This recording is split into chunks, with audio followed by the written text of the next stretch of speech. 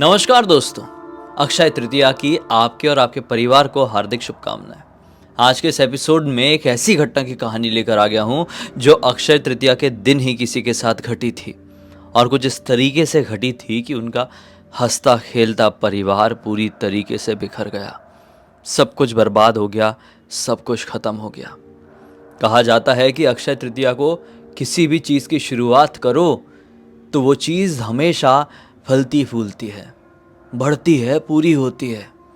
इसी एक सोच के साथ बहुत सारे लोग जिस त्योहार को, जो इस पर्व को मानते हैं, वो कुछ ना कुछ नया ज़रूर शुरू करते हैं। कोई चीज़ नई ज़रूर खरीदते हैं कि वो नया काम या फिर वो नई चीज़ उनके जीवन में एक नई उम्मीद की किरण लेकर आए, उनके जीवन की दिशा को और सही डायरेक्शन में मोड़ दे। ऐसी ही सोच थी जयपुर में रहने वाले एक न्यूली मैरिड कपल की, जिसमें से लड़के का नाम था अनिकेत और लड़की का नाम था रिया। एक महीने पहले ही दोनों की शादी हुई थी और दोनों की, लिटरली बता रहा हूँ, लव मैरिज थी। बड़ी मुश्किल से दोनों के घर वाले इस शादी के लिए माने थे, क्योंकि जब पंडित जी को कुंडली दिखाई गई थी तो पंडित जी ने बोले थे कि इनकी ये शादी नहीं होनी चाहिए। ये दोनों एक दूसरे के लिए बिल्कुल भी ठीक नहीं है। शादी होगी तो किसी ना किसी को बड़ी भयंकर पीड़ा होगी, यानी कि कोई घनघोर बीमारी हो सकती है, कोई बहुत बड़ी मुसीबत का सामना करना पड़ सकता है, या तो फिर दोनों में से एक की मृत्यु हो सकती है। लेकिन दोनों एक दूसरे के साथ पिछले 10 साल से रिलेशनशिप में थे। ऐसे ही पंडित जी की कुंडली पढ़ने से ये अपना 10 साल का रिश्ता, जीवन में कैसे बूढ़े होंगे वो सपने, अपनी लाइफ कैसे जिएंगे वो वाली उम्मीदें कैसे भुला देते, ये दोनों नहीं माने और घर वालों के सामने बिल्कुल अड़ गए। अब जब बच्चे ऐसा अड़ते हैं ना किसी भी चीज़ के लिए, तो उनके माता पिता ज़्यादा रोक नहीं पाते हैं फिर बच्चों को। एक दिन आता है कि माता पिता ही घुटने टेक देते हैं। अगर बच्चे बहुत ज़िद्दी हुए ना तो माता पिता उनकी बात फिर मान ही जाते हैं। और इसमें मैं कुछ अलग नहीं बता रहा हूँ, आप सबको ये बात बहुत अच्छे से पता होगी। इसका मतलब ये नहीं है, जो मैं बता रहा हूँ इसका मतलब ये नहीं कि मैं आपको कुछ करने के लिए प्रोत्साहित कर रहा हूँ, बस मैं बता रहा हूँ एक रियल फैक्ट है कि नहीं। तो भाई ऐसे इनकी ऐसी परिस्थितियों में शादी हुई थी। अब इन लोगों का मैं आपको वो बताता हूँ किस तरीके से काम करते थे और इनका जो करियर गोल था वो क्या था।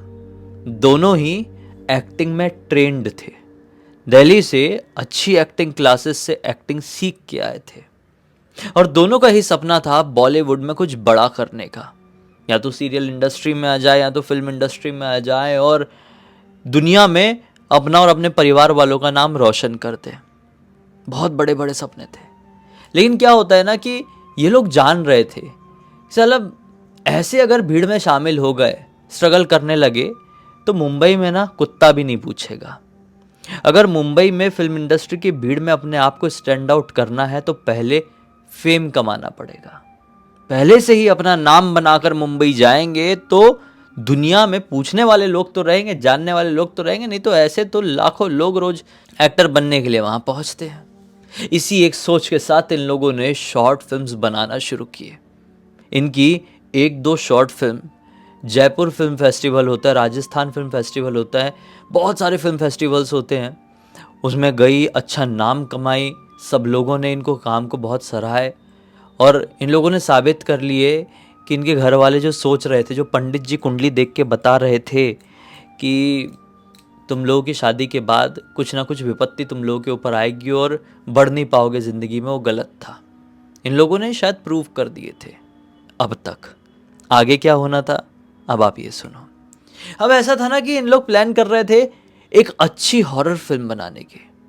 एक अच्छी मतलब वो वैसे जिसमें भूतिया फेस दिखते वैसी वाली कोई भूतिया फिल्म नहीं, बल्कि एक ऐसी हॉरर शॉर्ट फिल्म बनाने की लोग प्लानिंग में थे जो रियल में लोगों के मन में खौफ डाले, डर डाले, बिना किसी भूत को दिखाए। अब भूत भी नहीं दिखाना है और किसी को डराना भी है, तो उसके लिए क्या चाहिए?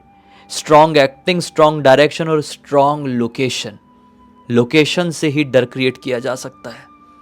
आप इमेजिन करो ना, मैं यहाँ पे बैठ के भूतिया कहानी सुना रहा हूँ, अगर मैं यही कहानी कोई ऐसी जगह पर बैठ के आपको सुना रहा होता जो आपको पता है एक भूतिया जगह है, कोई भूतिया हवेली के अंदर, तो वो एक अलग ही डर क्रिएट करती कि नहीं? अभी थोड़ा कम डर लगता होगा, लेकिन तभी थोड़ा ज़्यादा लगता है।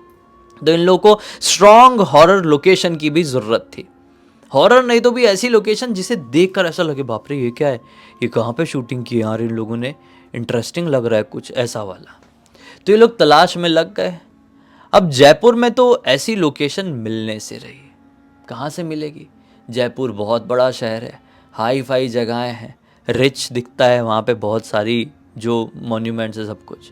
इन लोगों को ना एकदम एक वैसा वाला स्टाइल चाहिए था, बिल्कुल गरीब वाला स्टाइल, बिल्कुल गांव वाला स्टाइल। आजकल जिस प्रकार की फिल्में चल रही है गांव के बैकड्रॉप वाली, वैसा कुछ इनको चाहिए था। उसमें इन लोग डार्क फिल्म बनाना चाह रहे थे गांव के बैकड्रॉप में, गरीब बैकग्राउंड को रखकर। तो इन लोगों ने किसी एक अच्छे गांव के बारे में पता करना शुरू किए। एक ऐसा गांव जहां पर ये लोग बहुत अच्छे से शूटिंग भी कर लें और ज़्यादा कोई परमिशन वगैरह लेने की झंझट भी ना रहे, अच्छे से सब हो जाए, मतलब कोई रोकने टोकने वाला नहीं है। अब ऐसा लोकेशन मिलना बड़ा टफ था भाई। अब राजस्थान टूरिज्म के मामले में बहुत आगे, आप लोगों को पता है। और आज के टाइम पे हर एक जनता, हर एक इंसान इतना ज़्यादा समझदार हो चुका है, ये कहें कि कहीं पे भी कोई भी ऐसा कैमरा निकालेगा, अपने सामने लगाएगा, तो किसी को ही समझ में आएगा कि ये यूट्यूब के लिए काम कर रहा है, ये अपना व्लॉग बना रहा है, या फिर ये कुछ तो भी शूटिंग कर रहा है। आज से आप 15 साल पहले जाते, ये काम 2010 में कर रहे होते, तो किसी को समझ में नहीं आता कि मोबाइल ऐसा क्यों पकड़ा हुआ है, ये कर क्या रहा है, मोबाइल से क्यों बात कर रहा है। लेकिन आज A to Z 60 साल के व्यक्ति को भी पता होगा, अगर आप मोबाइल उठाकर ऐसे बात कर रहे हैं तो, कि आप क्या कर रहे हैं। तो इसलिए भाई इन लोगों को एक ऐसी लोकेशन की तलाश थी जहाँ पर ऐसी झंझट ना उठे और पुलिस का, परमिशन का, खर्चे का कोई लफड़ा ना हो। लेकिन इनको जयपुर के आसपास ऐसी कोई लोकेशन मिल ही नहीं पा रही थी। लेकिन फिर कोटा के पास एक छोटा सा गांव था, उसके बारे में रिया को आइडिया आता है। दरअसल इस गांव में रिया के नाना जी के भाई का परिवार रहा करता था। नाना जी के कजिन भाई का परिवार रहा करता था। नाना जी के भाई तो कजिन भाई जो थे वो इस दुनिया में नहीं थे, लेकिन उनके पीढ़ियों के, उनके परिवार के, उनके खानदान के लोग थे। तो रिया ने बोली कि देखो यार ये गांव है, ये बहुत छोटा सा गांव है, हमारे रिलेटिव, दूर के रिलेटिव वहाँ पर रहते हैं, वहाँ पर एक बार मैं फ़ोन करके बात करूँ क्या, चलेगा कि वहाँ शूटिंग करेंगे क्या अपन? तो ये कहता है कि हाँ भाई बिल्कुल चलेगा। तो ये वहाँ पर चंद्रेश नाम के अपने कज़न ब्रदर को, मतलब जो इसका दूर का भाई लगेगा, उसको फ़ोन करती है और सारी बात करती है। चंद्रेश कहता है कि बिल्कुल दीदी आप यहाँ पर शूटिंग कर सकते हो, यहाँ पे परमिशन की भी ज़रूरत नहीं पड़ेगी, यहाँ पर अपना थोड़ा सा चलता है दबदबा, और पापा जी को भी यहाँ पर बहुत लोग मानते हैं हमारे, तो आप आ जाओ, टेंशन मत लो, जिया जी के साथ आ जाओ। चंद्रेश की ये बात सुनकर पति पत्नी दोनों बहुत खुश हो जाते हैं और बोलते हैं कि चलो भाई अपनी गाड़ी ही उठाते हैं, और 2 दिन बाद उस लोकेशन में पहुंच जाते हैं। अब देखो इन्हें गांव तो मिल गया था, लेकिन गांव में भी इनकी कहानी के हिसाब से इनको लोकेशन चाहिए थी। अब फ़ोन में कितनी इन्फॉर्मेशन लेंगे, इसलिए ये लोग जिस दिन शूटिंग करने वाले थे उससे 2 दिन पहले इस गांव में पहुंच जाते हैं। जैसे इस गांव में पहुंचते हैं तो माहौल, नज़ारा देखकर बहुत खुश होते हैं। हालांकि एक बहुत ही छोटा गांव था, इतना छोटा गांव कि इसकी जानकारी तो इनफैक्ट राजस्थान में रहने वाले लोगों को भी नहीं होगी। ये गांव नहीं था, एक्चुअली देखा जाए ना तो 10-15 घरों की एक बस्ती थी, जो एक बेनाम जैसी बस्तियां होती, बस वो वैसा था। और बिल्कुल एग्जैक्ट यही जगह इन लोगों को अपनी शॉर्ट फिल्म की शूटिंग के लिए चाहिए थी भाई। ये बहुत खुश हुए और चंद्रेश से पूछने लगे वहाँ पर पहुँचने के बाद कि चंद्रेश ये जगह मिल जाएगी क्या, वो जगह मिल जाएगी गाँव में? चंद्रेश बोलता है यहाँ पर क्या नहीं मिलेगा दीदी, जीजा जी मैं क्या थोड़े काम से अपने कोटा जाने वाला हूँ, ठीक है, और रात में आऊँगा मैं, तो आप लोग घूमो फिरो, लोकेशन देख लो अपने हिसाब से, कुछ समझ में ना आए तो पिताजी से पूछ लेना। और गांव के लोग भी बहुत मदद करने वाले लोग हैं, दोस्त यार है मेरे 1-2, तो मैंने उनको बता के रख दिया हूँ। आप किसी से भी पूछोगे ना किसी भी लोकेशन के बारे में, आपको उस जगह तक छोड़ के आएगा वो। ये बोलते हैं अच्छी बात है यार, जा तू कोटा जा, अपना काम कर, हम लोग लोकेशन वगैरह ढूंढ के रखते हैं यहाँ पे, फिर तू आ जाएगा तभी भले अपनी शूटिंग शुरू कर लें। बोले नहीं नहीं आप अपना काम करो, मैं अटक सकता हूँ कभी। ये बोले ठीक है। चंद्रेश निकल गया कोटा और ये लोग बढ़िया आज रात को आराम किए हैं और अगले दिन सुबह उठ के ही रेकी में निकल गए। रेकी मतलब लोकेशन ढूंढने में निकल गए। अब ये लोग अपनी लिस्ट में नोट डाउन करके रखे थे, टिक करते जा रहे, हाँ ये मिल गया, ये मिल गया, ये मिल गया। अब इन्हें एक ऐसी लोकेशन की तलाश थी जो एक गुफा जैसी दिखती। गुफा हो तो भी चलेगा, लेकिन गुफा जैसी इनको दिखना चाहिए। अब ये बहुत ढूंढ रहे, नहीं मिल रहा, नहीं मिल रहा है, हालत ख़राब हो गई। शाम के 5 साढ़े 5 बज गए। ये ढूंढते ढूंढते ना थक हार के अपने घर तरफ आ रहे थे कि इनको रास्ते में एक लड़की मिलती है। पूरी प्रॉपर राजस्थानी कॉस्ट्यूम में थी और सिर में मटका लेके रखी थी, जैसे कहीं से पानी भर के आ रही है। ये लड़की को रोकते हैं और सोचते हैं कि यार ये जवान लड़की है, घूमती फिरती रहती है, पता नहीं कहाँ से मटका भर के लेके आ रही है, उसको जानकारी होगी, एक बार इससे पूछ के देखते हैं। लड़की रुकती है। ये पूछते हैं कि यहाँ कहीं हमको गुफा मिल सकती है क्या? हम चंद्रेश के घर पर आए हैं, इस गांव में हम लोग एक पिक्चर बना रहे हैं, तो अगर आप कुछ गुफा वुफा के बारे में बता दो तो हमारे लिए बहुत अच्छा हो जाएगा। हमको समझ में नहीं आ रहा है यहाँ पे गुफा वगैरह कुछ है नहीं क्या? लड़की बोलती है क्यों नहीं है ना, यहाँ से लगभग 4 साढ़े 4 किलोमीटर आगे एक बहुत प्यारी सी गुफा है, वहाँ पर आप अपनी पिक्चर बढ़िया शूट कर सकते हैं, लेकिन ऐसे आप वहाँ पर जाइएगा नहीं, ठीक नहीं रहेगा। ये लोग बोलते क्यों क्यों ठीक नहीं रहेगा? लड़की बताती है कि लोग कहते हैं कि उस गुफा में एक खतरनाक तांत्रिक की आत्मा रहती है। जो कोई भी इंसान उस गुफा के आसपास भी भटकता है, वो तांत्रिक आदमखोर हो चुका है, वो इंसान को चीड़ फाड़ करके खा लेता है। ये बोलते हैं अरे यार ऐसा कुछ नहीं है, ये सब कहानियों वाली बात होती है और ऐसी ही कहानी तो हम बना रहे हैं। ये सचमुच में कभी किसी ज़माने में कोई राइटर लिख देता है कि पिक्चर बनाऊंगा, किताब लिखूंगा, उस चक्कर में, और वो चीज़ दुनिया में फैल जाती है, उसे लोग सत्य घटना समझने लगते हैं और बेवजह डरने लगते हैं। हम राइटर है ना, हम ऐसी चीज़ें लिखते हैं, बुनते हैं, इसलिए हमको बहुत अच्छे से पता है। लड़की कहती है कि ठीक है, अगर आप विश्वास नहीं करना चाहते हैं तो मत कीजिए, लेकिन मैं बताऊं आपको, अगर आप मेरे साथ वहाँ पर चलेंगे तो आपको वो आत्मा होगी भी तो कुछ नहीं कर पाएगी। ये बोलते हैं कि ठीक है भाई, आपको कुछ क्यों नहीं करेगी, आप वैसे चल सकते हो हमारे साथ, हमें कोई प्रॉब्लम नहीं, लेकिन वो आत्मा आपको कुछ क्यों नहीं करेगी? लड़की कहती है कि वो मुझे इसलिए कुछ नहीं करेगी क्योंकि वो तांत्रिक मुझे बहुत अच्छे से पहचानता है। एक टाइम पर जब मैं कम उम्र की हुआ करती थी, उसे बहुत सबक सिखाई थी मैंने। उसकी आत्मा मेरे सामने भी ऐसी हा करके प्रकट हो गई थी। वो मुझे मारने की कोशिश किया था, लेकिन मैंने उसके बाल पकड़ के उसको ऐसे नचा के गुफा के अंदर पैक करी कि कभी वो गुफा से बाहर ही नहीं निकल पाया। जो कोई भी गुफा के आसपास से जाता, अपना लंबा सा हाथ गुफा के बाहर निकालता, उस आदमी को पकड़ के गुफा के अंदर खींचता और फिर मारता। वो गुफा के बाहर नहीं निकल पाता है सिर्फ मेरे डर से। ये लोग हंसने लगते हैं, बोलते हैं कि तुम बहुत सही लड़की हो, अच्छा कहानी बना लेती हो, तुम्हारे साथ मज़ा आएगा, हम थोड़ा बोर भी हो रहे होंगे तो तुम चलो हमारे साथ, चलो हम तुम्हारे साथ ही जाएंगे। लड़की भी मुस्कुराती है और चली जाती है, बोलती है कि कल मिलेंगे। ऐसा कल टाइम समय सब कुछ डिसाइड कर लेते, लोकेशन भी डिसाइड कर लेते, वहाँ मिलेंगे करके वो लड़की चली गई अपने घर की तरफ। ये लोगों ने भी एक दूसरे को देखे और बोले कि यार अपना एक कैरेक्टर है, गुफा में एक लड़की का एंट्री हमने दिखाए हुए हैं कहानी में, इस लड़की से ही शूट करा लेंगे क्या? देखो कितनी कॉमेडी तरीके से बात करके गई, उसके एक्सप्रेशन, उसके बोलने का तरीका, कहानी बुनने का तरीका कितना ज़्यादा इंटरेस्टिंग था। तो रिया भी कहती कि हाँ वो लड़की सही तो रहेगी, दिखने दिखाने में भी अच्छी थी और बोल भी अच्छे से ले रही थी, मतलब हमसे डर नहीं रही थी कि कोई स्ट्रेंजर है, शहर वाले लोग हैं तो घबरा जाए, नहीं उसके अंदर वैसा भी नहीं था, वो पक्का एक्टिंग कर लेगी, उससे करवा लेंगे। ये दोनों बहुत खुश, एक्टर भी मिल गई, नहीं तो ये एक्टिंग रिया ही करने वाली थी, तो प्रॉपर एक्टर भी मिल गई है इन लोगों को, प्रॉपर लोकेशन भी मिल गई है, सब कुछ डिसाइडेड है, मतलब उस लोकेशन के बारे में तो भूतिया अफवाह भी है, तो बहुत बढ़िया हो जाएगा।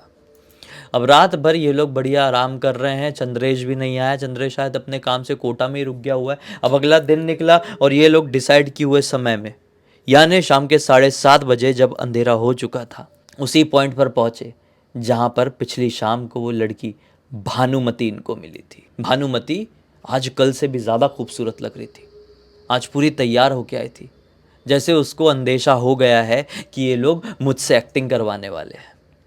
ये लोग लड़की से मिलते और कहते हैं कि सच सच बताना, तुम्हारा कभी मन किया था कि तुम भी कोई शहर जाओ, हीरोइन बनो, पिक्चरों में एक्टिंग करो? भानुमति कहती है कि ऐसा कुछ नहीं है, हमें नाटक वगैरह समझ में नहीं आता है। बस हाँ, हमको अच्छा लगता है कि कोई हमारी तारीफ़ करे, हमारी बातों पे हंसे, हरदम हमारे साथ रहना चाहे, हमें बहुत अच्छा लगता है। ये बोलते हैं सही है सही है, चलो चलो लोकेशन में चलते हैं। अब ये लोग लोकेशन की तरफ बढ़ जाते हैं और पहुंच गए। भैया अपनी गाड़ी में तो थे ये लोग, पहुंच गए। बाहर से देखे ये गुफा प्रॉपर वैसी ही दिख रही थी। ये लोगों के पास बैटरी लाइट वगैरह सब कुछ थी, कैमरा वगैरह सब कुछ था। गुफा के अंदर बढ़ गए। ऐसा कुछ भूतिया माहौल नहीं था। ये लोग समझ गए थे कि जो लड़की है मजाक कर रही थी, कॉमेडी कर रही थी, बस ऐसी। लड़की से बोले भी तुम एक्टिंग करोगी क्या?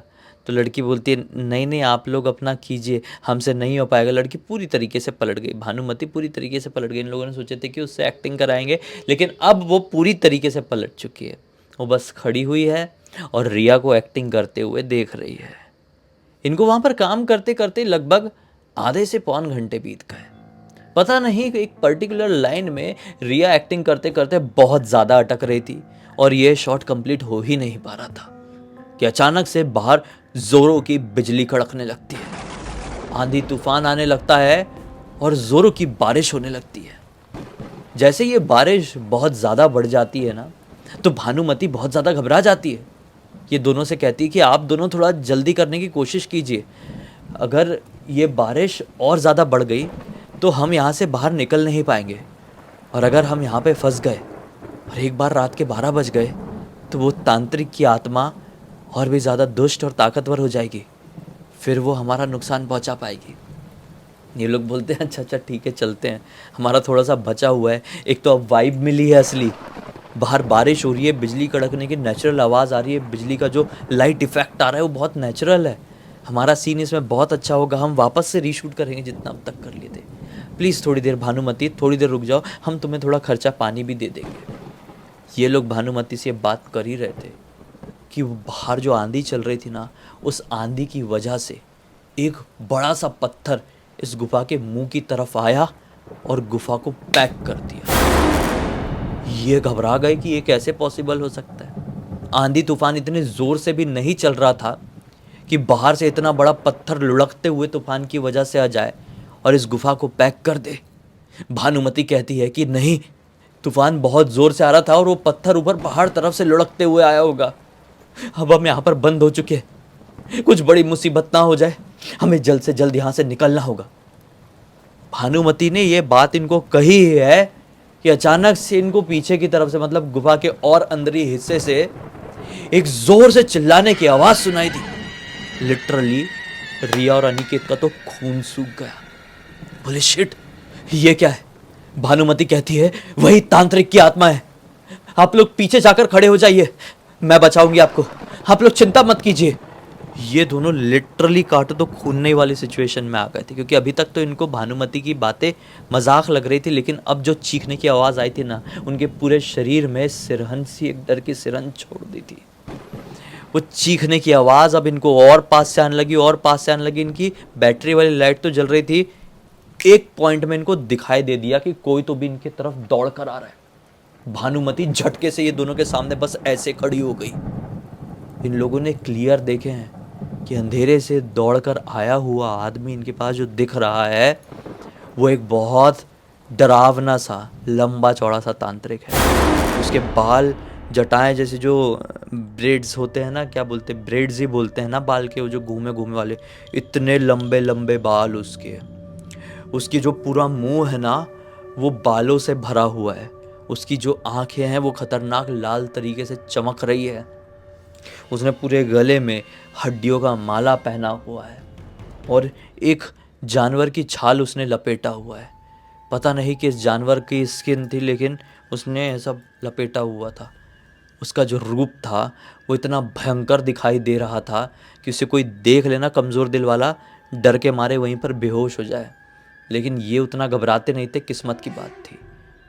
सबसे ज़्यादा अजीब बात ये लगी इन दोनों को कि भानुमति इन दोनों को सेव करते हुए ऐसे सामने खड़ी हुई है और वो तांत्रिक की आत्मा, वो तांत्रिक का भूत भानुमति को ऐसा सामने खड़ा देखकर वहीं पर रुक गया और इन्हीं को देखकर जोर जोर से हे, मेरे पास आओ ऐसा करके चिल्लाने लगा। भानुमति बस ऐसे करके खड़ी थी। भानुमति जब एक झटके से ऐसा करी है, वो तांत्रिक बहुत जोर का चिल्लाया, देख लूंगा तुझे, ऐसा बोलकर हवा में कहीं गायब हो गया। लिटरली ये सच्चा नजारा है, हवा में कहीं गायब हो गया। ये दोनों शॉक्ड कि ये कैसे हो सकता है। भानुमति ने गुस्से में एक कदम किया, उस तांत्रिक की आत्मा की तरफ बढ़ाई, तांत्रिक की आत्मा गायब हो गई। वो भूत डर के गायब हो गया ये बोल के कि देख लूंगा तुझे। इतने में भानुमति स्लो मोशन में इनकी तरफ मुड़ती है। ये लोग क्या देखते हैं कि भानुमति की आंखें तो हरे रंग से चमक रही। भानुमति एक खूबसूरत इंसान की जैसी नहीं, बल्कि एक चुड़ैल की तरह दिखाई दे रही है। चेहरा उसका ऐसा दिख रहा है कि जैसे मानो पूरे शरीर में खून ही ना हो, बिल्कुल पेल वाइट।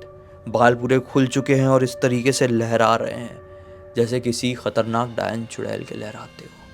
आंखें हरे रंग से चमक रही है, मुंह पूरा यहाँ से फटा हुआ है। उसका चेहरा तो इस तांत्रिक के चेहरे से भी ज्यादा डरावना था। ये लोग अब कांपने लगे, क्या करे क्या नहीं समझ में नहीं आ रहा, क्योंकि बाहर जाने के रास्ते में तो वो पत्थर गिर चुका है। भानुमति एकदम इनके नजदीक आती है, कहती है कि ज्यादा घबराने वाली बात नहीं है, मैं तुम्हें कोई नुकसान नहीं पहुंचाऊंगी। तुम तो मेरा जरिया हो, मेरा मुक्त होने का जरिया। जो गुफा का दरवाजा बंद हुआ है मैंने करी थी, तांत्रिक की आत्मा ने नहीं। काफी सालों से भटक रही हूं मैं इस गुफा में, इस सुनसान जंगल में। मुझे मुक्ति सिर्फ तुम दिला सकते हो। देखकर तुम्हें समझ में आ रहा है, हाल फिलहाल में ही शादी हुई है ना, नवविवाहित जोड़े हो। ये बोलते हाँ नवविवाहित ही हैं। तो मेरा एक काम करो, थोड़ी आगे जाओ, वो जो जगह दिख रही है ना, उस जगह को साइड में पड़े हुए कुदाल से खोदो, उसके अंदर से एक संदूक निकलेगा। उस संदूक को बस बाहर निकालो, उसमें एक किताब होगी, वो किताब निकाल के मेरे हाथ में पकड़ा दो। मैं तुम्हें कोई नुकसान नहीं पहुंचाऊंगी। नुकसान पहुंचाने वाला वो तांत्रिक था। उस तांत्रिक ने मेरी उस किताब को मंत्रों की मदद से बंद करके उस संदूक में डाल के दफना दिया था। मैं उसकी वजह से आज तक भटक रही हूं। वो किताब चमत्कारिक किताब है, मैंने लिखी थी। वो जिस किसी के भी हाथ में आती, वो इंसान 100 साल तक जवान होकर जीता, 500 साल तक वो मरता नहीं, हजारों साल तक वो जिंदा ही घूमता रहता, ताकतवर बन के। इसी लालच में उस तांत्रिक ने वो किताब मुझसे छीन लिया था। वो जादुई किताब थी, जादुई शक्तियां थी मेरे पास। लेकिन उस तांत्रिक ने जैसे ये किताब लिया, मैं वहीं पर उसको खत्म करके रख दी। तांत्रिक उस किताब का कुछ उपयोग कर नहीं पाया था, लेकिन मरने के बाद भी उस तांत्रिक ने उस किताब का पीछा नहीं छोड़ा। मंत्रों के उच्चारण की मदद से उस किताब को एक संदूक में डालकर हमेशा हमेशा के लिए वहां पर दफना दिया। और मैं भी भटक रही हूं, वो किताब कभी तो मेरे पास वापस आए और मुझे मुक्ति मिले। और उस किताब को निकालने का एक ही तरीका था, एक नवविवाहित जोड़ा जो मिलकर उस संदूक को खोदेगा। तुम लोग हो, निकालो वो किताब, निकालो, जल्दी निकालो, वरना अनर्थ हो जाएगा, मैं छोड़ूंगी नहीं तुम्हें। ये बोलते हाँ हाँ हम निकाल रहे हैं। भागते हुए जाते, वहां पे कुदाल थी, लिटरली फट फट फट फट फट फट जमीन खोदे, दिखाई दे दिया संदूक। ये दोनों खुश हो गए कि अब हम संदूक खोल के उस किताब को भानुमति को पकड़ा देंगे तो हम लोग बच जाएंगे। लेकिन जैसे इन लोगों ने वो संदूक खोले, एक सांप था बहुत बड़ा, फट से इसको काटा है अनिकेत के हाथ में। फट से बहुत बड़ा सांप था, खतरनाक जहरीला सांप। ऑन द स्पॉट उसका शरीर नीला पड़ गया और वो बिल्कुल मतलब ऐसा अचेत अवस्था में चले कि मैं क्या बताऊं। उसकी जो सांसें हैं वो इतने धीरे चलने लगी थी कि मैं एक्सप्लेन नहीं कर सकता। लेकिन फिर भी रिया ने जैसे तैसे करके वो किताब उठाई और भानुमति के हाथ में पकड़ाई है। भानुमति ने जैसी वो किताब पकड़ी, जोर से चिल्लाई और वो भी हवा में गायब हो गई। उसकी हवा में गायब होने के बाद वो जो चट्टान थी जो गुफा के मुंह के सामने आके गिरी थी, वो चट्टान हट गई और बाहर का मौसम भी अब साफ था। उन्हें जैसे तैसे करके अपने पति को खींचते हुए बाहर लेके गई, गाड़ी में डाली और घर पहुंची। घर में चंद्रेश आ चुका था, चंद्रेश को सारी बात बताई। चंद्रेश ने बोला बात करने का वक्त नहीं है, जल्दी भागते हैं हॉस्पिटल की तरफ, क्योंकि देखो इसको हॉस्पिटल के बारे में कुछ पता नहीं था आसपास। चंद्रेश के साथ ये लोग कोटा की तरफ भागे और रास्ते में जाते जाते चंद्रेश ने बताया इसको कि आपने गलत करती दी थी। भानुमति के बारे में इस गांव में किसको नहीं मालूम था, सबको मालूम था। कोई भी जाके उस भटकती हुई आत्मा की मदद कर सकता था, लेकिन क्यों नहीं किया किसी ने मदद? क्योंकि तांत्रिक ने एक और श्राप उस संदूक में डाला था। वो श्राप ये था कि कोई भी नवविवाहित जोड़ा तो संदूक को खोल सकता है, कोई नवविवाहित जोड़ा भानुमति की आत्मा को शांति दिला सकता है, लेकिन जो भी नवविवाहित जोड़ा यह कार्य करेगा वो कुछ ही दिनों के अंदर खत्म हो जाएगा, जिंदा नहीं बचेगा। प्रार्थना करो कि जीजाजी आज बच जाए। ये लोग जब तक हॉस्पिटल पहुंचते बहुत देर हो चुकी थी, अनिकेत की जान नहीं बच पाती है। और जब ये शहर पहुंचती है वापस, अंतिम संस्कार वगैरह अनिकेत का हो जाता है, तो ये एक तरीके से इतने सदमे में चली जाती कि इसका खाना पीना सब छूट जाता है और लगभग 1 महीने बाद रिया की भी मृत्यु हो जाती है। एक हंसता खेलता परिवार पूरी तरीके से उजड़ जाता है। इस पूरी घटना की जानकारी मुझे किसी और ने नहीं बल्कि खुद चंद्रेश ने इंस्टाग्राम पर लिख कर भेजा।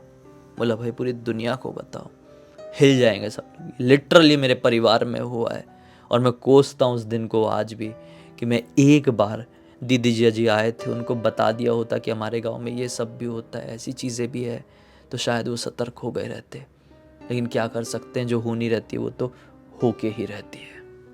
तो बस इसी एक नोट के साथ इस कहानी का अंत कर देते हैं। अब तक इस वीडियो को देख लिए तो लाइक ज़रूर कर देना, चैनल को सब्सक्राइब करके बेल आइकन दबा के ऑल के ऑप्शन में क्लिक करना, क्योंकि इसी तरह के हैरान कर देने वाले खौफनाक वीडियोस डेली आप लोग सामने लेके आते रहते हैं। इंस्टाग्राम की लिंक इस वीडियो डिस्क्रिप्शन बॉक्स में मिल जाए, क्लिक करके डायरेक्टली वहाँ पर पहुँच जाना। और इसी तरह की कोई भी कहानी, टॉपिक या जानकारी आप लोग के पास भी है तो लिंक भेजना। हो सकता है हमारा अगला वीडियो कल आपके हिसाब से बन रहा हो। तो चलिए कल फिर से मिलते हैं, तब तक के लिए बहुत बहुत धन्यवाद। आपका दिन शुभ हो।